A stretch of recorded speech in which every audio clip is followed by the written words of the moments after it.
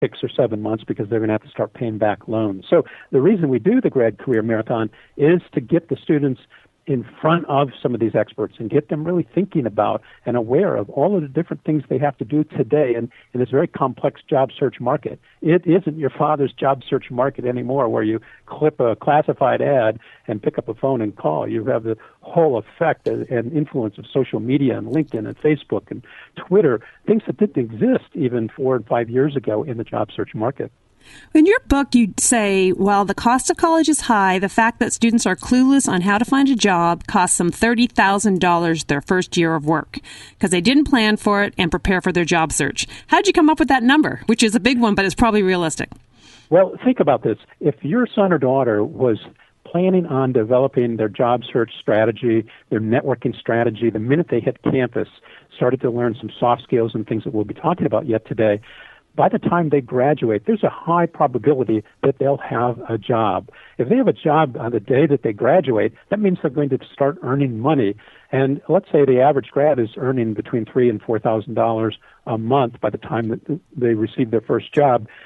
Research has shown by the National Association of Colleges and Employers that the class of 2011 took 7.4 months to get a job, the average grad.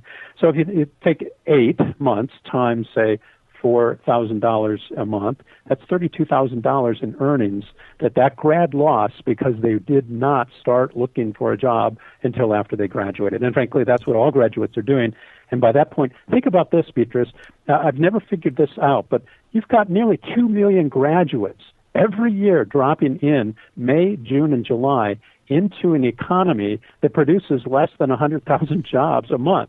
How is it possible that they're all going to get jobs? And if that doesn't wake up a parent to start thinking, holy smokes, not only they're competing with their fellow graduates for those few jobs that are available, but the 8 million jobs that were lost, and the 6 million Chinese graduates, English-speaking Chinese graduates every year, and Siri the computer that is starting to be able to do functions that a white-collar person could do. Well, I think about the internet strategies or the social media strategies that you mentioned, LinkedIn, Facebook, Twitter. I mean, these new grads that are graduating in 2011 and 2012 and in the last 5 years, they know social media more than we do, actually, or a lot of the people that are running the companies. But I see it so much more, and we use it a lot in our West-based college planning business, the social media. So how should students be starting in their first year, start to link in with every contact that they know, their parents, friends, and whenever they do a project at work, start to link in with some other people in the business? Is that kind of how you envision using it? Or what strategies do you give?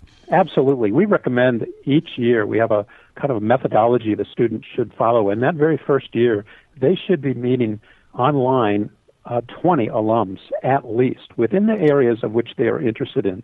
And you know how easy it is to reach out, particularly for a student reaching out to a fellow alum. They're very accommodating and very willing. So at a minimum, we think a student should be connecting on LinkedIn. You would be amazed. We have an online chat tool that we provide for colleges so that students can anytime, any place, any device, get some career knowledge and advice. And I would say 80% of the students we talk to don't even have a LinkedIn page, and they are seniors or graduating. So the very, very first thing parents should be telling their son or daughter, and I know the career centers are doing this too, but they're not getting the message out to their audience because they don't have the vehicle and they don't have the requirement the student's going to do it. But that should be get on LinkedIn, start being a part of the groups and organizations, find companies to follow, and start to build your online presence so that you have that online identity that people will be able to know you. You're absolutely right, Beatrice, in that students know how to use Facebook, but they don't know how, and they know how to use Twitter, but they don't know how to use Twitter to get a job. They don't know how to use Facebook to get a job. And these are all things that they need guidance on. They need to hear professionals talk about it. There's some tremendous individuals out there who already have come up with ways, proven techniques that the students could be using to get jobs a lot easier. I think we're graduating a lot of students who are going through a lot of agony that they don't need to go through, and that's the crime, I think, and that's the shame, and I think that's the pain that we all need to be working to try to alleviate in the class of now 2013 and those that have come before them.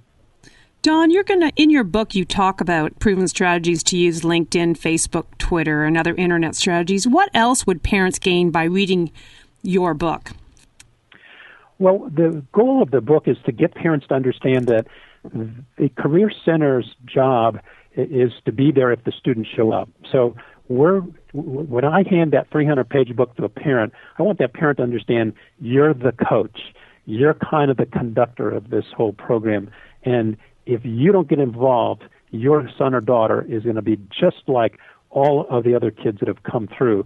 And as we shared that statistic before, they'll be among those 60% of the students that only visited the Career Center maybe twice their senior year, which is not enough time to build a strategy, to network with alumni, and to learn the soft skills that they need to do. So when I hand that book to the parents, I want the parents to understand that they can't sit back and think that the school has got their back. They can't abdicate their responsibility here. They need to be involved in this just like they were involved in sports and coaching them and encouraging them in homework. This is not time to step back because the college has not stepped in. It's time for the parents to step in. That's what we want them to take away from reading the book. And, of course, we're going to give them the information so that they don't feel stupid, so that they will know, kind of like a kindergarten teacher, a little bit more than their kids are going to know, so they can gain the trust and respect of their son or daughter as they kind of coach them through this process. When you're talking to parents about kind of how they can help their students through the process, and you're also talking with students and you're talking to all the experts that you've run into in your field, what are the experts saying about internships in summers in between college? Do you recommend accepting internships that there may be no that are free internships, or do you encourage really work to try and get paid for your internship? Is it good to do those free internships as networking to try and secure a job in the future and to have some job experience? Boy, Beatrice, that's a really good point. And as you probably know, 50% of the internships are not paid. And that is something I think of a crime. Every company, many of the companies that provide internships are multinational companies, and it's just a crime that they're not able to pay students something. The experience is good, and that's very good for them. We think it's critical that a student has an internship, and if that student started networking with alumni and met online at least 20 their freshman year, another 20 their sophomore year, and I'd like to see that doubled.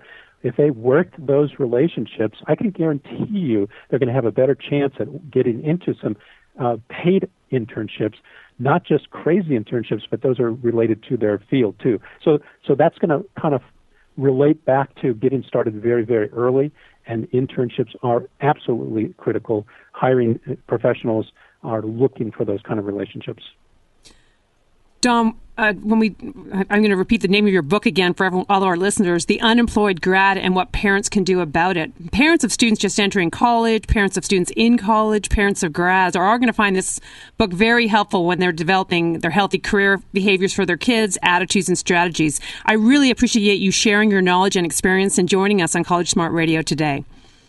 Thanks. It's been a pleasure. As you can tell, I'm very passionate about this, and I think there's a lot we can do for the class of 2013 to help these students be able to lead successful lives. I think it's a shame that we are not lifting up these students and giving them some coaching and helping them prepare, because they could be much more successful with that coaching. Thanks, Don. A link to Don's Talent Marks website and his must-read book, The Unemployed Grad and What Parents Can Do About It, is available on our website, www.collegesmartradio.com. That wraps up another weekly show of College Smart Radio. We hope you picked up some new information today that helps you figure out ways to manage the runaway cost of college. You can hear us each week here on KDOW 1220 AM, Saturdays at 3 p.m. We promise to bring you up-to-date information from the front lines of helping Bay Area parents deal with the most expensive years of their lives.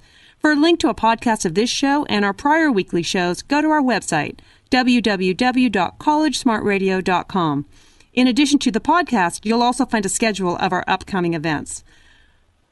I'd also highly recommend attending one of our free community college funding workshops. We offer them several times a month for parents with kids on their way to college. With over 100,000 Bay Area students applying for college every year, our workshops are very popular, and we do run out of seats, so you must reserve your seat prior to attending. You can do so from the show's website, www.collegesmartradio.com. Again, this is Beatrice Schultz. Thanks for tuning in to College Smart Radio, and we look forward to sharing more helpful information next week.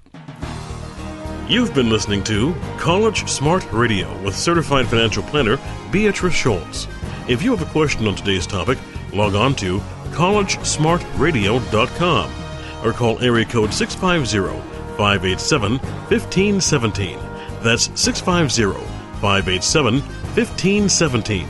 Join us next week at this time for another edition of College Smart Radio on AM 1220 KDOW.